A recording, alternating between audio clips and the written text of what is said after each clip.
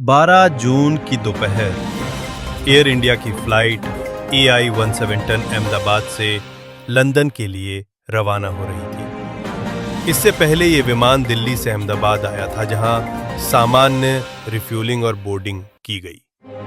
विमान ने take off किया और लगभग 400 फीट की ऊंचाई तक सामान्य रूप से चढ़ा, लेकिन तभी अचानक डिसेंड करना शुरू कर दिया। ये घटना चौंकाने वाली थी, क्योंकि 787 ड्रीमलाइनर जैसे सुरक्षित विमान का अचानक नीचे गिरना पूरी एविएशन इंडस्ट्री के लिए सदमे जैसा था। विमान अहमदाबाद के सिविल हॉस्पिटल के पास एक हॉस्टल की छत पर गिरा, जहां कुछ लोग खाना खा रहे थे। इस हादसे में 242 में से सिर्फ एक यात्री बचा, बाकी सभी की मृत्यु हो गई और साथ ही हॉस्टल में मौजूद कुछ लोगों की भी जान चली गई। शुरुआती जानकारी के आधार पर यह स्पष्ट हुआ कि दोनों इंजन काम नहीं कर रहे थे, क्योंकि दुर्घटना स्थल से मिले इंजन के ब्लेड्स इंटैक्ट थे। यदि इंजन चलते होते तो ब्लेड्स मुड़ जाते या डैमेज हो जाते। बर्ड स्ट्राइक की संभावना को खारिज किया गया, क्योंकि दोपहर की गर्मी में बर्ड एक्टिविटी कम होती है और घटना स्थल पर ना कोई बर्ड रिमेन्स मिले, ना स्मोक, ना कोई फायर। फॉरेन ऑब्जेक्ट डैमेज की भी संभावना कम है, क्योंकि क्रैश से पहले कोई विस्फोट या आग नहीं दिखी। मौसम भी पूरी तरह साफ था।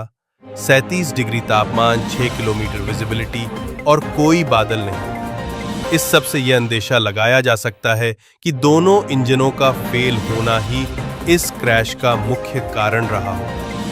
यह भी देखा गया कि विमान ने रनवे की अपेक्षाकृत ज्यादा लंबाई इस्तेमाल की, जिससे संदेह होता है कि टेक ऑफ के समय ही कोई दिक्कत थी। एविएशन में V1, VR और V2 जैसी स्पीड्स का बहुत महत्व होता है। V1 के बाद अगर इंजन फेल होता है तो टेक ऑफ रोकना संभव नहीं होता, और अगर टेक ऑफ के तुरंत बाद दूसरा इंजन भी फेल हो जाए तो पायलट्स के पास प्रतिक्रिया देने के लिए मात्र कुछ सेकंड्स ही होते हैं। ये बेहद कठिन और तनावपूर्ण स्थिति होती है। ऐसे में बड़ा सवाल यह है कि क्या एयरक्राफ्ट की लोडिंग सही थी? क्या टेक ऑफ इंटरसेक्शन से हुआ या पूरी रनवे लेंथ इस्तेमाल की गई? क्या रैट डिप्लॉय हुआ या नहीं? और सबसे अहम सवाल, क्या सेफ्टी प्रोटोकॉल्स का पालन किया गया था? DGCA पहले भी एयर इंडिया और एयर एशिया इंडिया को सेफ्टी उल्लंघनों के लिए नोटिस भेज चुका है। मैंने खुद 2020 में एयर एशिया में सेफ्टी इश्यूज रिपोर्ट किए थे, जो बाद में सही साबित हुए, लेकिन कार्रवाई के बजाय मुझे नौकरी से निकाल दिया गया और जिम्मेदार लोगों को प्रमोट कर दिया गया। इस तरह की घटनाओं से यही सवाल उठता है, क्या इन्वेस्टिगेटिव एजेंसियां निष्पक्ष जांच करेंगी या फिर हमेशा की तरह इसे पायलट एरर बताकर केस को बंद कर दिया जाएगा? जब तक सच्चाई नहीं निकलेगी, तब तक हम भविष्य की दुर्घटनाओं को रोक नहीं पाएंगे। एविएशन में V1, VR और V2 स्पीड्स का बहुत महत्व होता है। V1 को डिसीजन स्पीड कहा जाता है, यानी वो बिंदु जहां तक आप टेक ऑफ को रिजेक्ट कर सकते हैं। अगर V1 के पहले कोई समस्या होती है, जैसे इंजन फेलियर, तो आप टेक ऑफ को रोक सकते हैं। लेकिन अगर V1 के बाद कुछ होता है तो आपको टेक ऑफ पूरा करना ही पड़ेगा, क्योंकि रनवे की बची हुई लंबाई इतनी नहीं होती कि विमान सुरक्षित रूप से रुक सके। इसके बाद आती है VR यानी रोटेशन स्पीड, जहां पायलट मॉनिटरिंग कहेगा रोटेट और विमान धीरे धीरे अपनी नाक ऊपर उठाकर हवा में उड़ान भरता है। फिर V2 आता है, जो सेफ क्लाइंब स्पीड होती है, लेकिन वो तकनीकी रूप से थोड़ा जटिल है और फिलहाल उतना जरूरी नहीं। अब मान लीजिए कि इंजन फेलियर V1 से थोड़ा पहले हो, तो पायलट टेक ऑफ रोक सकता था।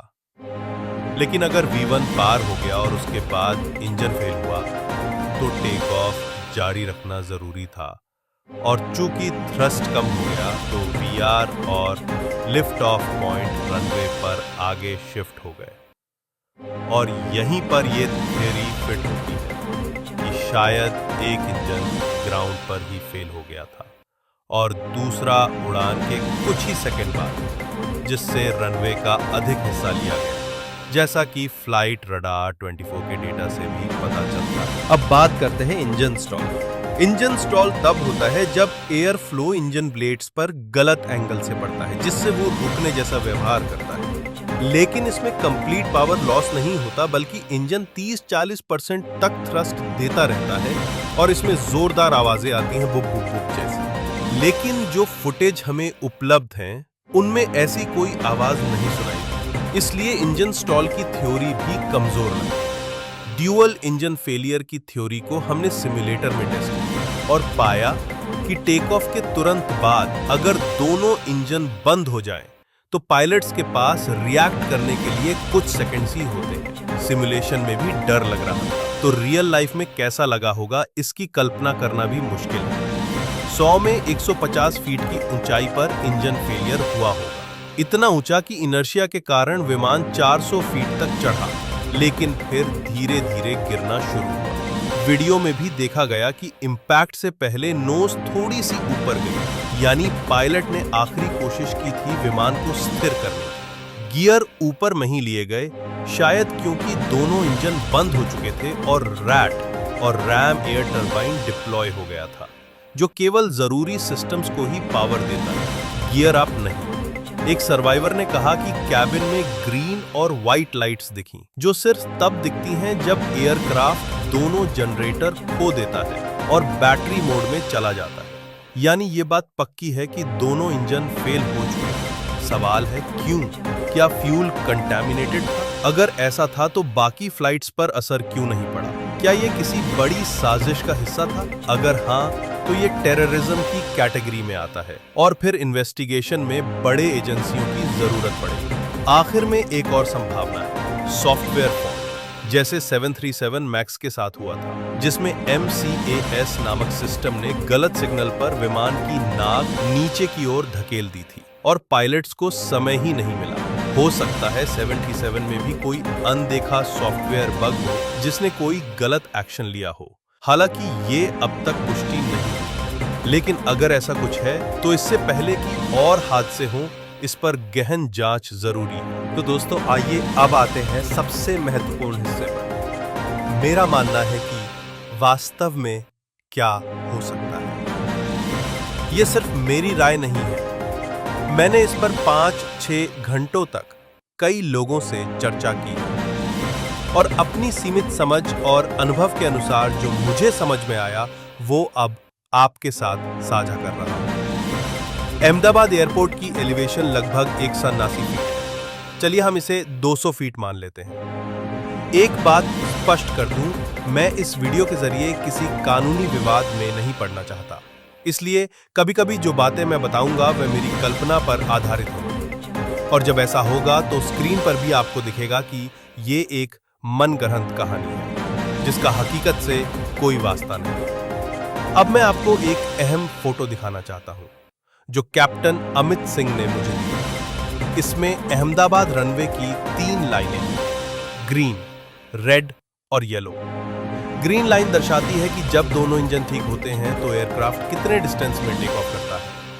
रेड लाइन उस स्थिति को दिखाती है जब V1 पर एक इंजन फेल हो जाता है, और येलो लाइन वही है जो 12 जून को हुए टेक ऑफ की असल दूरी को दर्शाती है। येलो लाइन बाकी दोनों से ज्यादा लंबी है, जो कि पहली चौंकाने वाली बात है।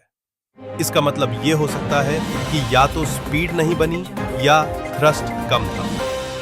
जानकारी के अनुसार VTNBL, जो इस दुर्घटना में शामिल विमान था, में 241 पैसेंजर्स सवार थे। इसका टोटल वजन लगभग 205 टन था, जबकि maximum takeoff weight 220-225 ton होता है। इसका मतलब विमान करीब करीब अपनी सीमा तक लोडेड था। ऐसे वजन के साथ जो टेक ऑफ स्पीड्स निकलती हैं वो है V1 151 नॉट्स, VR 153 नॉट्स और V2 159 नॉट्स। इसका मतलब यह है कि अगर कोई प्रॉब्लम आई भी हो तो वो 151 नॉट्स के बाद आई होगी, क्योंकि उसके बाद ही पायलट को टेक ऑफ का फैसला लेना होता है।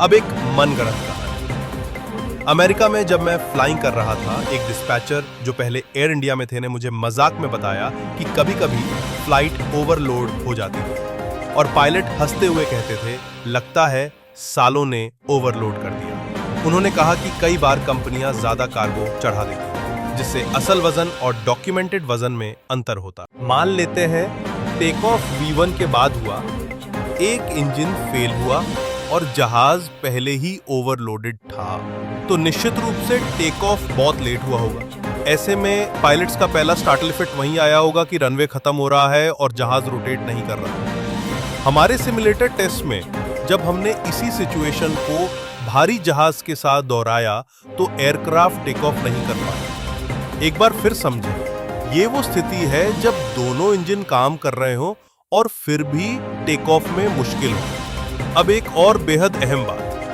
21 जून 2017 को गोएयर की फ्लाइट G8-330 में ऐसा ही कुछ हुआ था। दिल्ली से मुंबई जा रही फ्लाइट में बर्ड स्ट्राइक हुई, एक इंजन खराब हो गया और पायलट ने गलती से दूसरा इंजन भी बंद कर दिया। जहाज एक समय दिल्ली शहर के ऊपर बिना किसी इंजन के उड़ रहा था। सौभाग्य से पायलट को समय रहते गलती का एहसास हुआ और उन्होंने इंजन को दोबारा स्टार्ट कर लिया। अगर हम मान लें कि अहमदाबाद क्रैश में भी एक इंजन ग्राउंड पर फेल हुआ था और दूसरे इंजन को गलती से पायलट्स ने बंद कर दिया, तो इससे स्थिति स्पष्ट होती है। 400 फीट तक विमान क्लाइंब कर गया और फिर डिसेंट शुरू हुआ।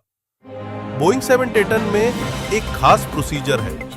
अगर इंजन में डैमेज या फायर है तो एक मेमोरी आइटम किया जाता है, auto throttle off, thrust idle, फिर फ्यूल कंट्रोल स्विच ऑफ और फायर स्विच पुल।